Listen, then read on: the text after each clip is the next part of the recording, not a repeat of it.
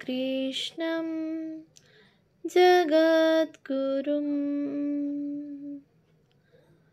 पादपद्मे त्वयोश्रित्वा प्रणमामि মুহুর্মুহু। পূজনীয় শ্রীযুক্ত মানদাশঙ্কর দাশগুপ্ত মহাশয়ের রচনা শ্রী শ্রীমা শারদামণি দেবী গ্রন্থ থেকে পাঠ। পৃষ্ঠা সংখ্যা 270। মার লৌকিক জীবনধারা। জয়রামবাটিতে আশুবাবুর একবার জ্বর হয় এবং মা তাহার শুশ্রূষা করেন। এই শুশ্রূষার একটি বর্ণনা আশুবাবু এইভাবে দিয়াছেন। প্রাতে তৈল সংযোগে লবণ দ্বারা দন্ত ধাবন, আদা ও ছোলা ভিজানো খাওয়ানো, সাগু খাইতে পারি না জানিতে পারিয়া উহা ছাঁকিয়া পায়াসান্নের ন্যায় প্রস্তুত করিয়া আহার করানো, বমন পরিষ্কার করা, মস্তকে হাত বোলানো, কপালে জলপটি দেওয়া, আর আরাম হইলে তৈল মাখাইয়া কাঁচা পাকা জলে স্নান করানো ইত্যাদি কত প্রকারেই না শুশ্রূষা করিয়াছেন। সারা দিন রোগীকে লইয়া ব্যস্ত থাকিতেন। রাত্রে 2-3 বার লণ্ঠন হস্তে আসিয়া তত্ত্ব লইতেন, আর আবশ্যক বোধে থাকিয়াও যাইতেন। এই শুশ্রূষার কথা স্মরণ করিয়া আশুবাবু লিখিয়াছেন, যে উদ্যম ও পারদর্শিতা তিনি উহাতে দেখাইয়াছেন, তাহাতে মনে হয় তিনি একজন শিক্ষিতা শুশ্রূষাকারিণীর অপেক্ষা কোনো অংশে কম নহেন। আবার কোনো কাজের জন্যই মা কাহারও মুখাপেক্ষী হইয়া থাকিতেন না। শেষের দিকে মার জয়রামবাটির বাড়িতে রাঁধুনি, ঝি প্রভৃতি সবই রাখিয়া দেওয়া হইয়াছিল। কিন্তু রাঁধুনি আসিতে বিলম্ব করিলে মা নিজেই রান্না চাপাইয়া দিতেন। ঝি আসিতে বিলম্ব করিলে নিজেই তাহার কাজ করিতে আরম্ভ করিতেন, অথবা সে অন্য কাজে ব্যস্ত থাকিলে তিনি নিজেই গোয়াল পরিষ্কার করিয়া খুঁটে দিতে বসিয়া যাইতেন। শ্রীমতী কুসুম কুমারী দেবী বলিয়াছেন, একদিন ভোরবেলায় পুকুরে বাসন ভিজাইয়া রাখিয়া পরে মাজিতে গিয়া দেখি তাহা আর সেখানে নাই। মা মাজিয়া ঘরে লইয়া আসিয়াছেন। সবই যেন একটা আদর্শের মতো, যাহা দেখিয়া মানুষ শিখিতে পারে, আর এ সবই তিনি করিতেন একটা অপূর্ব মাধুর্য, সৌষ্ঠবতা ও শালীনতার সহিত। নিজে যৎপর ও নাস্তি লজ্জাশীলা ও অন্তঃপুর বাসিনী হইয়াও তিনি যে বিপুল কর্মরাশি সম্পাদন করিয়া গিয়াছেন, তাহার কোথাও একটু অধৈর্য, অসহিষ্ণুতা বা অশোভনতার দাগ পাওয়া যায় না। বিশেষত তাহার কোনো কথা বা কাজের দ্বারা কেহ কোনরূপ আঘাত পায় বা দুঃখ অনুভব করে, ইহা তিনি আদৌ পছন্দ করিতেন না। জয়রামবাটিতে একদিন একজন রাধুর পাগলি মাকে রূঢ় কথা বলিলে মা বলেন, ও কি গো, মানুষের মনে আঘাত দিয়ে কি কথা বলতে আছে? কথা সত্য হলেও অপ্রিয় কথা বলতে নেই। শেষে ঐরূপ স্বভাব হয়ে যায়। মানুষের চক্ষু লজ্জা ভেঙে গেলে আর মুখে কিছু আটকায় না। ইহা বলিয়া তিনি বলিলেন, ঠাকুর বলতেন, একজন খোঁড়াকে যদি জিজ্ঞেস করতে হয় তুমি খোঁড়া হলে কি করে, তাহলে বলতে হয় তোমার পাটি অমন খোঁড়া হলো কি করে।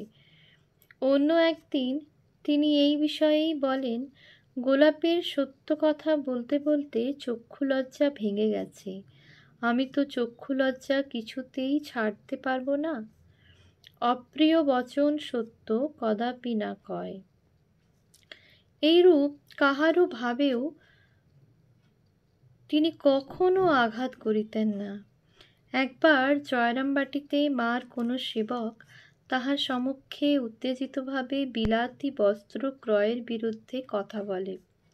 উহার পর হইতে সেবকটি দেখিত কোনো বিলাতি জিনিস আনাইতে হইলে তিনি তাহাকে না বলিয়া অপর কাহাকেও দিয়া আনাইতেছেন। সামাজিক ব্যাপারেও এইরূপ। মার অনেক ক্রিয়াকলাপ জয়রামবাটি বা কামারপুকুরের গোঁড়া সমাজের প্রচলিত রীতি বিরুদ্ধ ছিল, কিন্তু ওই সমাজকে অনাবশ্যক অমান্য করিতে বা আঘাত দিতে তিনি সর্বদাই ইতস্তত করিতেন।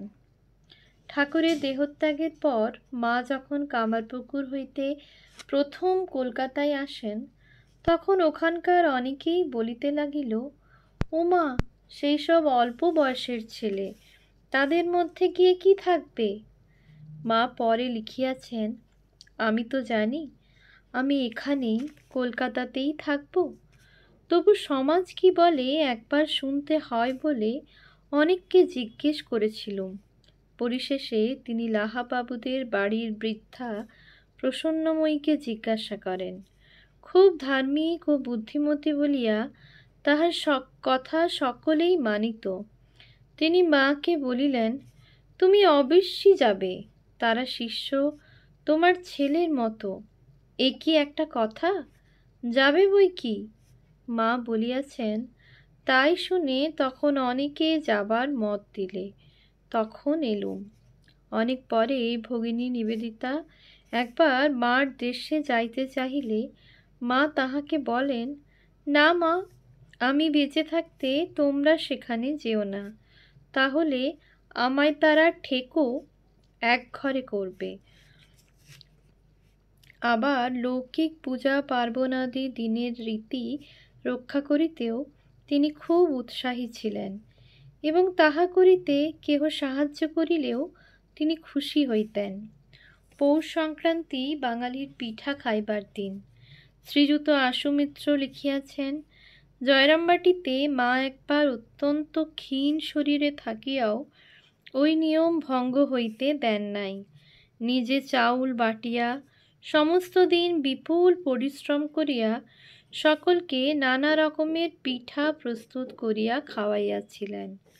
কলকাতায় একবার লক্ষ্মী পূজার দিন কোনো ভক্তের বাড়ি হইতে মার বাড়িতে মিষ্টির সহিত ডাব চিড়াও আসে। ডাব ও চিড়া দেখিয়া মা খুশি হইয়া বলেন, কোন দিনে কি দিতে হয় তা ওরা সব বেশ জানে। এই ভোগের পর তিনি ওই চিড়া ও নারিকেলাদি প্রসাদ সকলকে খাইতে দেন। এসবই মানবীয় ভাবের কথা, এবং ইহার কোনো দেবীত্বের দাবি নাই, এবং ইহার কোথাও দেবীত্বের দাবি নাই, বরং মার এই মানবীয় ভাবের কোনো কোনো দিক এতই সাধারণ ধরনের যে তাহা দেখিয়া আমাদের সত্যই হতবুদ্ধি হইতে হয়। মা নৌকায় চড়িয়া গঙ্গা পার হইতে ভয় পাইতেন। আমরা দেখিয়াছি পুরীতে তিনি পায়ের একটা সামান্য ফোঁড়া কাটাইতে ভয় পাইয়াছেন। আবার বলিতেন তাহার ভূতের ভয়ও আছে। তাহা ছাড়া আরও অনেক কিছুর ভয় তিনি করিতেন। একবার বেলুড় মঠে কোনো সাধুর মৃত্যু হইলে সেদিন রাত্রে উদ্বোধনের বাড়িতে মার একটিমাত্র সন্তান ব্যতীত আর কেহই ছিল না। ঘটনাটি শ্রীযুত আশু মিত্রের বর্ণিত। তিনি লিখিয়াছেন যে স্বামী অদ্বৈতানন্দের বুড়ো গোপাল মহারাজের মৃত্যুর রাত্রে উহা ঘটে, কিন্তু দেখা যায় স্বামী অদ্বৈতানন্দের মৃত্যুর তারিখ 28 ডিসেম্বর 1909। মা জয়রামবাটিতে ছিলেন, সুতরাং ঘটনাটি অপর কোনো সময়ের বলিয়াই অনুমিত হয়। সে রাত্রে মা তাহাকে উপরে আসিয়া শুইতে বলায় সে মার ঘরের দক্ষিণ দিকের বারান্দায় গিয়া শুইয়া রহিল। মা রাধুকে ঘুম পাড়াইয়া তাহার নিকট আসিয়া পা ছড়াইয়া বসিয়া বালিকার ন্যায় জিজ্ঞাসা করিলেন, বাবা, তোমার ভূতের ভয় আছে? সে উত্তর দিল, আমরা মহামায়ার সন্তান, ভূতটুতে আমাদের কি করতে পারে? মা ঈষৎ হাসিয়া বলিলেন, আমার কিন্তু বাবা ভয় করে, ছেলেটিও কথা বলিতে জানিত। সে বলিল, তা তো দেখতে পাই, ডাকিনী যোগিনীর সঙ্গের আত্মীয়া মেয়েদের ভয়ে আপনি তো অস্থির। শুনিয়া মা উচ্চ হাসিয়া বলিলেন, তা ঠিক বলেছ বাবা, ওদের ভয়ে আমার আঁতে পেটে এক হয়ে যায়। দেশে ওসব বালাই নেই, অর্থাৎ সেখানে ওরা যাই করুক তাতে ভয় হয় না। আবার ভয় বা বিপদ এড়াইবার জন্য মা বেশ হিসাব করিয়াও চলিতেন।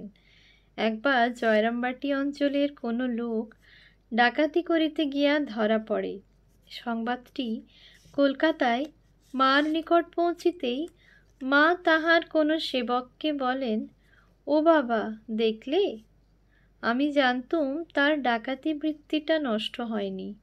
বাবা, আমি কি সাধ করে তাকে অত আদর করতুম, অত জিনিসপত্র দিতুম? তাই আমার বাধ্য থাকতো, আমার কাছে এলে কেঁচোটির মতো থাকতো। এইসব মেয়ের পাল নিয়ে, ওদের অত গয়নাগাটি নিয়ে বাস করি। তোমরা তো কে কখন আছো কিছুই ঠিক নেই। দুর্জনকে দূরে পরিহার, তা যেভাবেই হোক। আর একদিন তিনি নিবেদিতা স্কুল বোর্ডিংয়ের একটি মেয়েকে বলেন, দেখো মা, যেখান দিয়ে যাবে তার চতুর্দিকে কি হচ্ছে না হচ্ছে সব দেখে রাখবে, আর যেখানে থাকবে সেখানকারও সব খবরগুলি জানা থাকা চাই, কিন্তু কাউকে কিছু বলবে না। ইহা ব্যতীত মা তাহার কোনো কোনো সন্তান, আত্মীয় এবং বিশেষভাবে রাধুর অসুখ বিসুখে যেভাবে ভাবিত হইয়াছেন তাহা আরও বিভ্রান্তিকর। আর আমরা দেখিয়াছি, ছেলে যোগানন্দ ও খুড়া নীলমাধবের মৃত্যুতে মা মায়ামোহগ্রস্ত নেহাত সাধারণ মানুষের মতোই উচ্চৈঃস্বরে কাঁদিয়াছেন। মাকুর, মার ভাইঝি শিশুপুত্র ন্যাড়া মারা গেলেও মা ওইভাবেই কাঁদেন। তিনি তখন গোয়ালপাড়ায় এবং স্বামী কেশবানন্দ তাহাকে একটু সান্ত্বনা দিতে গেলে তিনি বলেন, কেদার গো, আমি ভুলতে পারছি নে।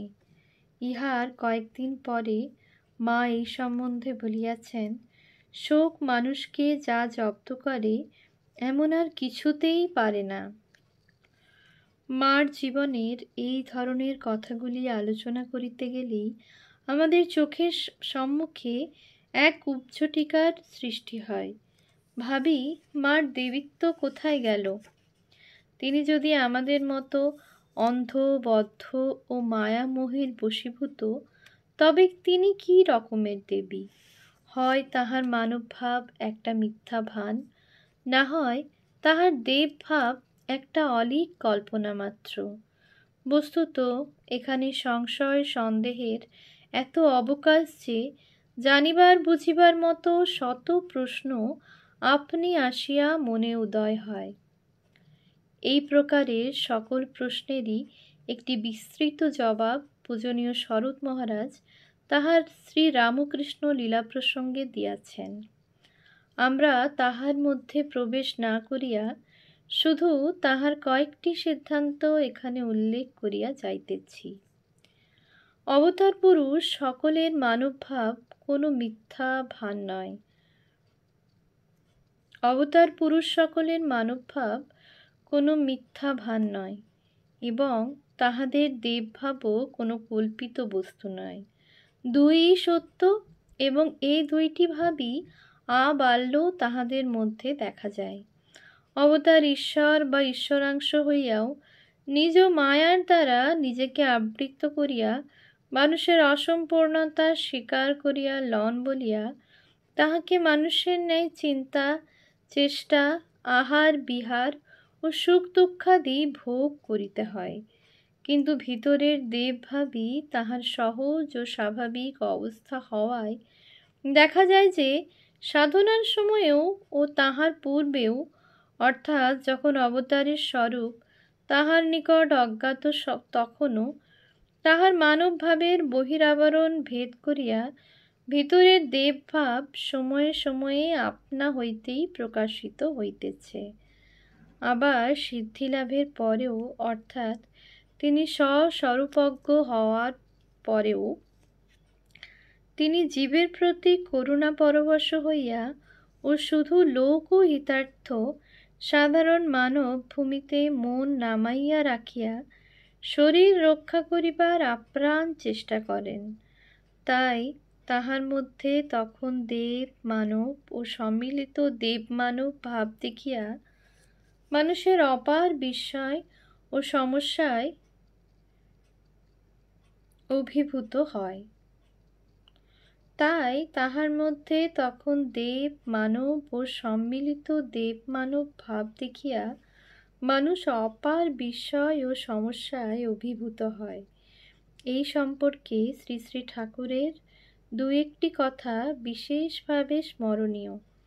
তিনি বলিতেন, নরলীলায় সকল কার্যই সাধারণ নরের ন্যায় হয়।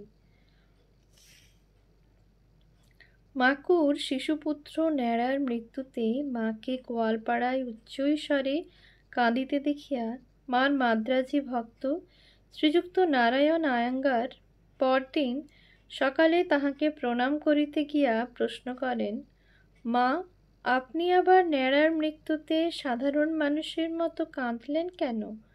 তাহাতে মা উত্তর দেন, আমি সংসারে আছি, সংসার বৃক্ষের ফল আমাকে ভোগ করতে হবে, তাই আমার কান্না। শ্রীমা সারদা দেবী। জীব ও অবতারে শক্তির প্রকাশ লইয়াই প্রভেদ ইত্যাদি।